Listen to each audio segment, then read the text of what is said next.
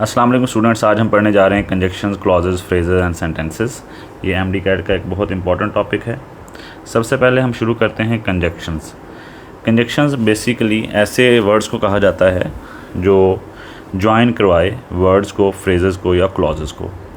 तो कंजक्शंस की 3 किस्में हैं: कोऑर्डिनेटर्स, सबऑर्डिनेटर्स एंड कोरिलेटिव। सबसे पहले हम डिस्कस कर लेते हैं कोऑर्डिनेटर्स। तो जो कोऑर्डिनेटर्स हैं ये बेसिकली इनको हम याद करने के लिए फ़ैन बॉय का एक एक्रोनिम बनाया हुआ है हमने। फ़ैन बॉयज़ यानी फॉर, एंड, नॉर, बट, और, येट और सो। इनके अपने फंक्शंस हैं।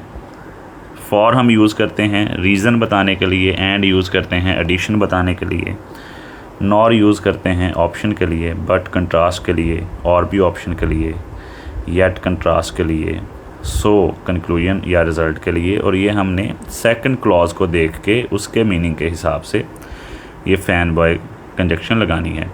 और इससे पहले कॉमा भी हम यूज़ करेंगे। उसके अलावा सेमीकोलन और सेमीकोलन प्लस लिंकिंग एडवर्ब और कॉमास। लिंकिंग एडवर्ब से मुराद है हाउएवर, देयरफॉर, नेवरदलेस, नॉनदलेस वगैरह। ये वाले वर्ड्स भी फ़ैन बॉयज़ की जगह पर यूज़ हो सकते हैं और इन्हें हम कोऑर्डिनेटर ही तसव्वुर करेंगे। उसके बाद जैसे इसकी हम एग्ज़ाम्पल देख लें, अगर she is studying for her exam, so and और शी कैंट गो आउटसाइड।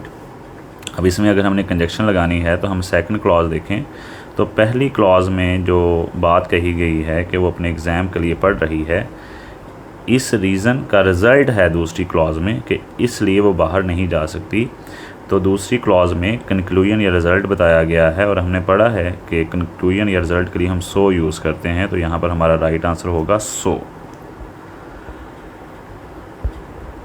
अब हम सेकंड काइंड को डिस्कस कर लेते हैं, विच इज़ सबऑर्डिनेटर्स।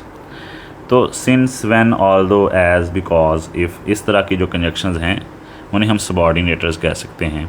या सिंपल आप ये समझ लें कि हर वो कंजक्शन जो फ़ैन बॉयज़ में नहीं है वो सबऑर्डिनेटर्स है। For example, if you work hard you will pass.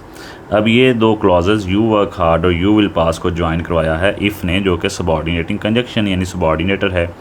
जो फ़ैन बॉयज़ हैं वो सिर्फ़ 2 क्लॉज के दरमियान ही आ सकते हैं, सेंटेंस के शुरू में यूज़ नहीं होते। जो सबऑर्डिनेटर्स हैं ये दरमियान में भी आ सकते हैं और शुरू में भी। आप इस सेंटेंस को ऐसे भी कह सकते थे, you will pass if you work hard. अगर इफ़ दरमियान में आ जाएगा फिर कॉमा नहीं लगेगा।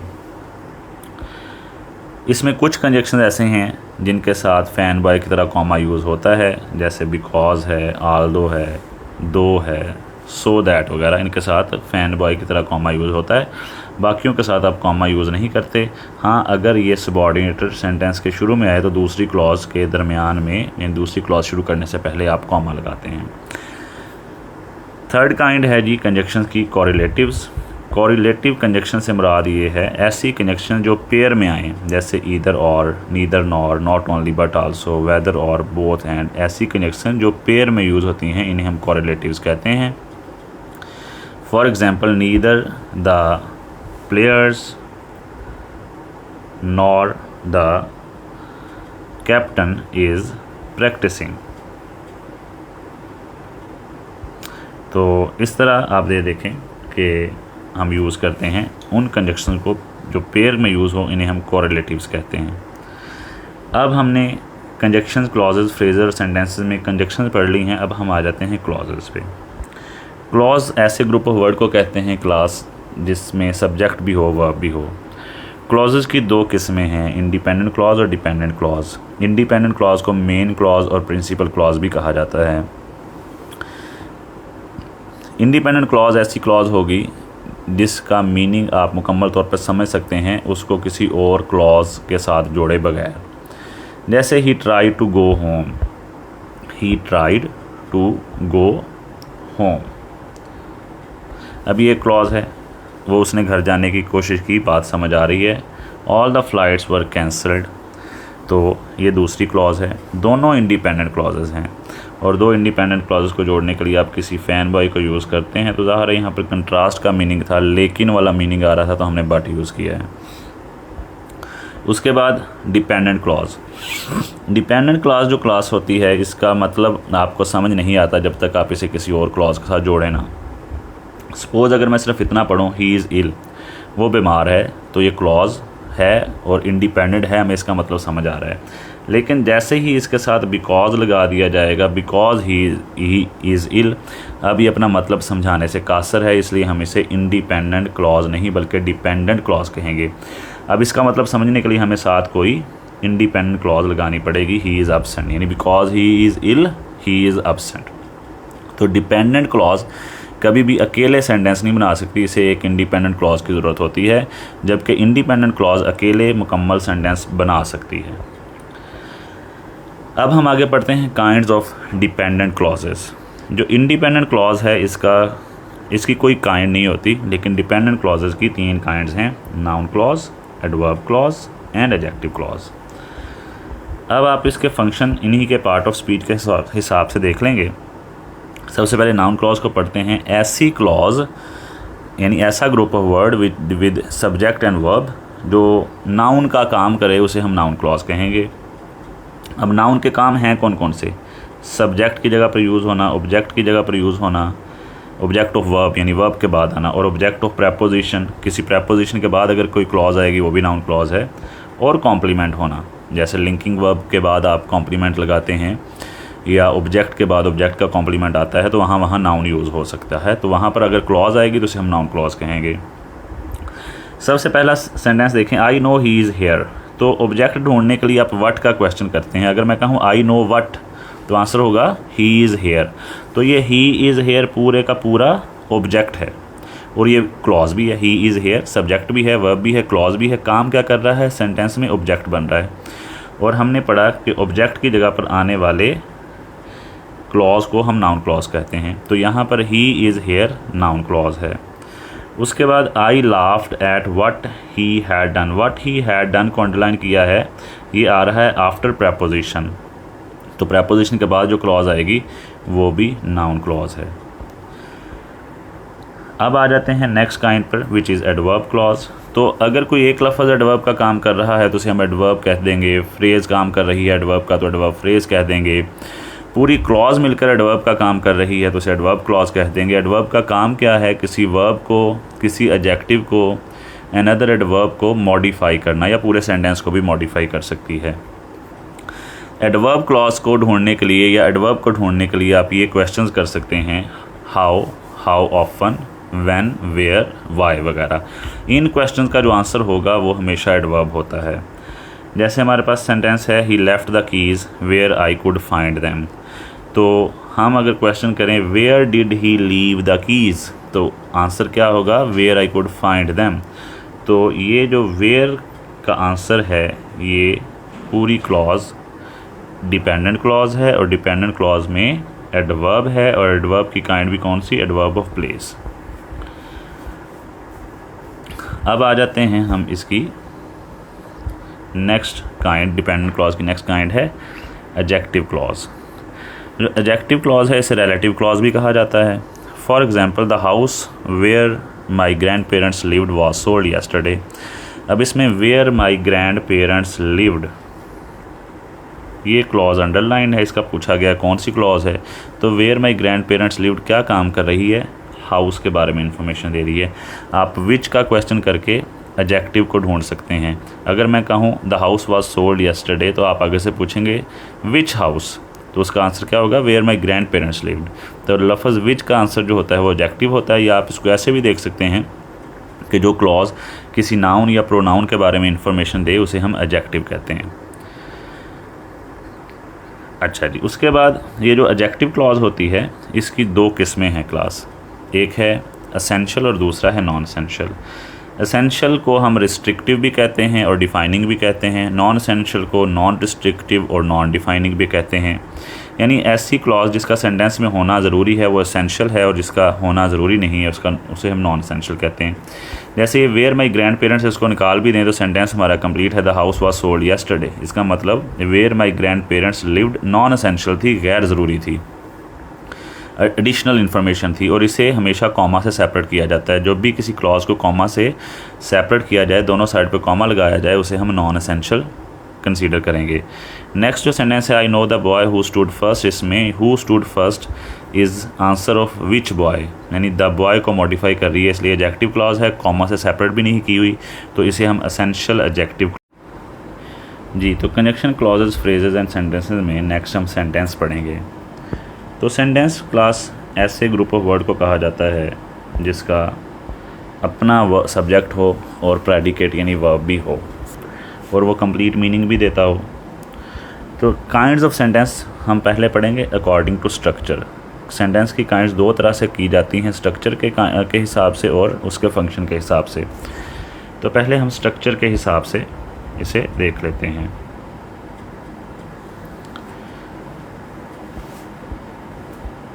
अब यहाँ पर जो स्ट्रक्चर के लिहाज से सेंटेंस की जो काइंड है, उसमें सबसे पहली काइंड है सिंपल सेंटेंस। तो ऐसा सेंटेंस जिसमें सिर्फ एक इंडिपेंडेंट क्लॉज हो, क्योंकि सिर्फ इंडिपेंडेंट क्लॉज ही अकेले सेंटेंस बना सकती है, उसे हम सिंपल सेंटेंस कहेंगे। For example, he was playing the piano. अच्छा, उसके बाद कंपाउंड सेंटेंस। कंपाउंड सेंटेंस होने के लिए मिनिमम 2 इंडिपेंडेंट क्लॉजेज होना ज़रूरी हैं और नो डिपेंडेंट क्लॉज, इसमें कोई डिपेंडेंट क्लॉज नहीं आएगी। कम से कम 2 इंडिपेंडेंट हों और ज़्यादा से ज़्यादा कितनी भी हो सकती हैं। और जो कंपाउंड सेंटेंस है, इसमें 2 इंडिपेंडेंट क्लॉजेज को जोड़ने के लिए आप कोऑर्डिनेटिंग कंजक्शन यानी फैन बॉयज़ या सेमीकोलन लिंकिंग एडवर्ब और कॉमा यूज़ करते हैं। तो सेंटेंस है, देखें, he stopped at a restaurant, he was feeling hungry. 2 independent clauses थी, उनको फैन बॉय फॉर से जोड़ा क्योंकि अगली क्लॉज में रीज़न का मीनिंग आ रहा है, तो ये कंपाउंड सेंटेंस बन गया। और उसके बाद आप ये देखें कि अब ऐसा सेंटेंस जिसमें, यानी अगर इसकी सिंपल निशानी आपको मैं बताऊं, तो ऐसा सेंटेंस जिसमें क्लॉजेज के दरमियान में फैन बॉयज़ आ जाएं या सेमीकोलन आ जाए, उसे हम कंपाउंड सेंटेंस कहेंगे। अब इसके बाद जो नेक्स्ट एग्जांपल है, इसको अभी आप स्किप कर दें। I know the house where my grand parents lived है, इसको भी स्किप कर दें, ये अगले टॉपिक के साथ है।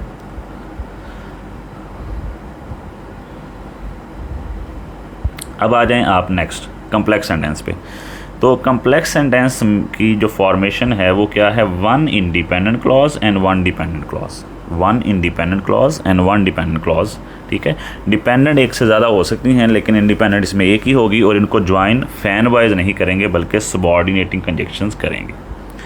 जैसे when I reached home my brother was sleeping. अब व्हेन आई रीच्ड होम, ये सिंपल सी निशानी आपने समझनी है, जिस क्लॉज के साथ भी सबऑर्डिनेटिंग कंजक्शन लग जाए उसे हम डिपेंडेंट क्लॉज कहते हैं। तो ये when I reached home subordinating conjunction लगने की वजह से डिपेंडेंट क्लॉज है, and my brother was sleeping independent clause है। दोनों क्लॉजेस को जोड़ा थ्रू सबऑर्डिनेटेड व्हेन, तो ये बन गया कम्प्लेक्स सेंटेंस। नेक्स्ट काइंड है जी कंपाउंड कम्प्लेक्स। कंपाउंड कम्प्लेक्स के लिए ज़रूरी है minimum 2 independent clauses and 1 dependent clause, यानी कम अज़ कम 2 इंडिपेंडेंट हों, कंपाउंड बन जाए, फिर एक डिपेंडेंट लगाएंगे तो कम्प्लेक्स बन जाए। कंपाउंड कम्प्लेक्स में सेंटेंस कंपाउंड भी होना चाहिए और कम्प्लेक्स भी होना चाहिए। जैसे if you push the button someone will die and you will get $50,000। If you push the button dependent clause है क्योंकि इसके साथ सबऑर्डिनेटर इफ़ लगा है। समवन विल डाई इंडिपेंडेंट है एंड यू विल गेट $50,000 ये भी इंडिपेंडेंट है। तो हमारी जो शर्त पूरी हो गई, कम से कम 2 इंडिपेंडेंट भी आ गई और एक डिपेंडेंट भी आ गई। तो ये है स्ट्रक्चर के लिहाज से सेंटेंस की काइंड। अब आ जाते हैं kinds of sentence according to function. तो सबसे पहली काइंड है जी डिक्लेरेटिव। डिक्लेरेटिव ऐसे सेंटेंस को कहा जाता है जिसमें कोई बात बताई जा रही है और इसके एंड पर फुल स्टॉप आता है। डिक्लेरेटिव की 2 काइंड्स हैं, अफर्मेटिव एंड नेगेटिव, यानी जिस सेंटेंस में नॉट यूज़ हुआ हो वो नेगेटिव है और जिसमें नॉट ना यूज़ हुआ हो वो अफर्मेटिव है। जैसे you did not play well, negative है। अगर आप इसमें से डिड नॉट हटा दें, आप कहें यू प्लेड वेल, तो फिर ये अफर्मेटिव है। अब आ जाते हैं हम नेक्स्ट इसकी काइंड पे, which is interrogative.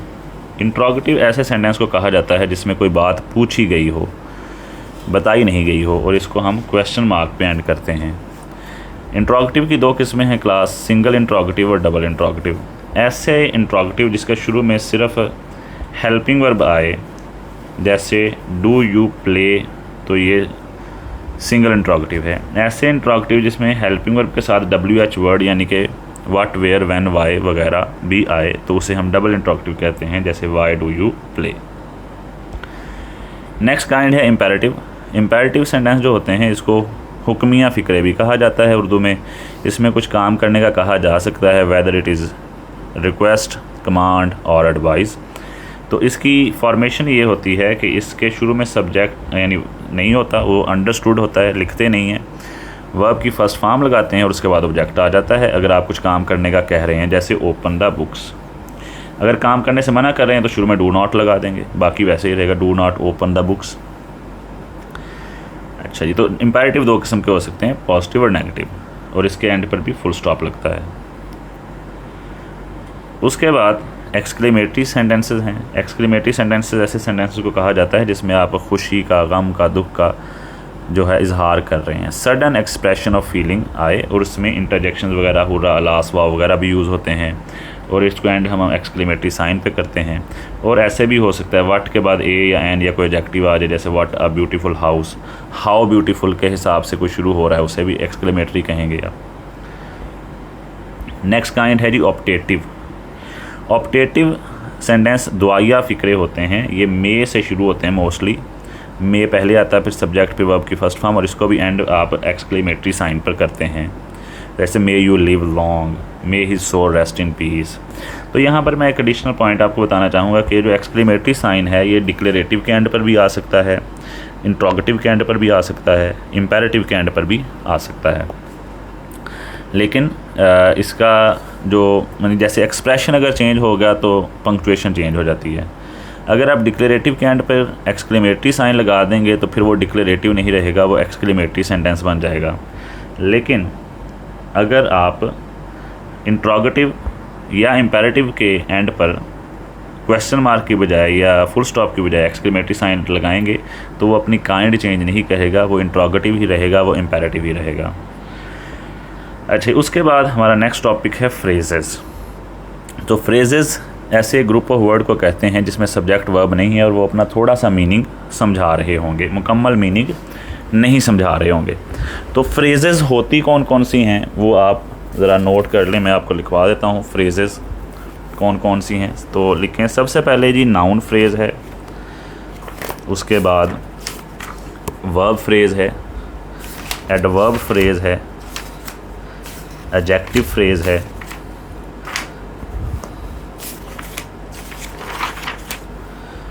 Adjective phrase के बाद आप जेनेटिव फ्रेज़ लिखेंगे, फिर GENITIV ये जेनेटिव फ्रेज़ है, प्रेपोजिशन फ्रेज़ है, पार्टिसिपल फ्रेज़ है, इन्फिनेटिव फ्रेज़ है, जेरेंड फ्रेज़ है, एब्सोल्यूट फ्रेज़ है।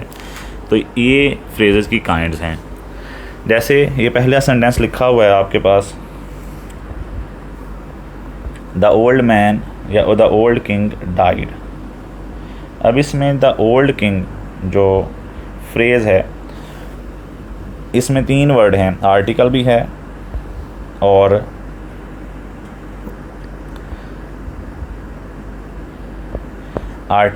इसमें और एडजेक्टिव भी है और नाउन भी है। तो इसमें हम देखेंगे कि हेड वर्ड क्या है। अब ये इसमें हेड वर्ड ना आर्टिकल है ना एडजेक्टिव है, बल्कि हेड वर्ड है नाउन, तो इसलिए इसे हम नाउन फ्रेज़ कहेंगे। फिर इसी तरह आगे अगला सेंटेंस देखें, Ali's brother was playing in the morning. अब इसमें अलीज़ जिसमें किसी नाउन के साथ अपोस्ट्रोफी एस लगा दिया जाए वो जेनेटिव। अगर अलीज़ ब्रदर भी लिख देंगे तो अब इसमें हेड वर्ड ब्रदर है तो नाउन फ्रेज़ है। वॉज प्लेइंग दोनों लफ्ज़ वर्ब हैं तो इसे वर्ब फ्रेज़ कहेंगे। आगे in the morning preposition phrase है। हर फ्रेज़ जो किसी प्रेपोजिशन से स्टार्ट हो इसे प्रेपोजिशन फ्रेज़ कहते हैं। इसके 2 काम है, ये एडवर्ब का काम भी कर सकती है, एडजेक्टिव का काम भी कर सकती है। उसके बाद अगला सेंटेंस है the T is very hot. अब इसमें अगर वेरी हॉट की बात करें तो इसमें वेरी एडवर्ब है, हॉट एडजेक्टिव है, लेकिन हेड वर्ड एडजेक्टिव है तो इसलिए एडजेक्टिव फ्रेज़ कहेंगे। फिर अगर हम बात करें दे रैन वेरी क्विकली, तो वेरी क्विकली में वेरी भी एडवर्ब है, क्विकली भी एडवर्ब है, हेड वर्ब इसमें क्विकली है, इसे हम एडवर्ब फ्रेज़ कहेंगे। फिर अगर हम आगे बात करते हैं peering over the glasses Ali looks at me, तो पीरिंग ओवर द ग्लासेस ये जो फ्रेज़ है, अब ये फ्रेज़ ING वाला जो लफ्ज़ है वो एडजेक्टिव भी हो सकता मतलब पार्टिसिपल भी हो सकता है। अगर वो एडजेक्टिव एडवर्ब का काम करे, नाउन का काम करे तो आईएनजी वाले लफ्ज़ को जेरेंड कहेंगे, और अगर वर्ब का काम करे तो वो प्रेजेंट पार्टिसिपल वर्ब है। अब पीरिंग ओवर द ग्लासेस, अगर हम क्वेश्चन करें how Ali look at me, how का आंसर हमने पढ़ा था क्लॉजेज में, हाउ का आंसर एडवर्ब होता है। यहाँ पर पीरिंग एडवर्ब का काम कर रहा है तो आईएनजी वाला लफ्ज़ एडवर्ब का काम करे तो उसे पार्टिसिपल कहते हैं, और पार्टिसिपल से शुरू होने वाली फ्रेज़ को पार्टिसिपल फ्रेज़ कहेंगे। और ऐसी फ्रेज़ जो कॉमा से एंड सेपरेट की जाए, कॉमा लगा के सेपरेट की जाए, उसे एब्सोल्यूट फ्रेज़ भी कहते हैं। ठीक है, अब आ जाएँ आगे। Opening the presents was exciting, अब इस समय ओपनिंग आईएनजी वाला लफ्ज़ सेंटेंस में सब्जेक्ट की जगह पर आया हुआ है, तो आईएनजी वाला लफ्ज़ अगर सब्जेक्ट की जगह पर ऑब्जेक्ट की जगह पर आए तो वो नाउन का काम कर रहा है, उसे हम जेरेंड कहेंगे, और जेरेंड से शुरू होने वाली फ्रेज़ को जेरेंड फ्रेज़ कहेंगे। उसके बाद हर वो फ्रेज़ जो किसी इन्फिनेटिव से स्टार्ट हो रही है उसे हम इन्फिनेटिव फ्रेज़ कहते हैं, और इन्फिनेटिव फ्रेज़ भी सब्जेक्ट व ऑब्जेक्ट और जो है वो कॉम्प्लीमेंट वगैरह की जगह पर, सब्जेक्ट और ऑब्जेक्ट की जगह पर आ सकती है। तो ये थी फ्रेजेस की काइंड, आप उसके फंक्शन को समझ लेंगे और आपको उसकी काइंड का आइडिया हो जाएगा। तो ये था हमारा lecture clauses, conjunction, clauses, phrases and sentences पर। उम्मीद है कि आपको ये चीज़ें समझ आ गई होंगी। अगर कोई क्वेश्चन हो तो कमेंट सेक्शन में पूछ लीजिएगा। तब तक के लिए